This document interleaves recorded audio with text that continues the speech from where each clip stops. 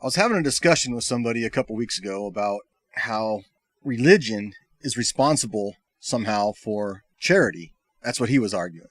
Well, I responded saying, no, it's not. People are responsible for charity, not the religion. And this discussion went on.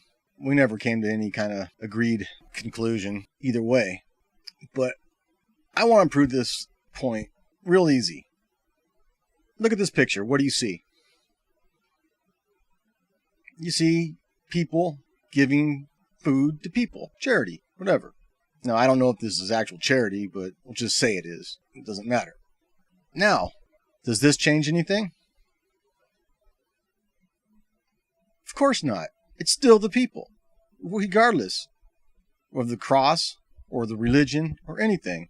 It's still the people giving charity. How about this? Is it any different than this? Or how about this? Is it any different than that? And how is this different than this? People give charity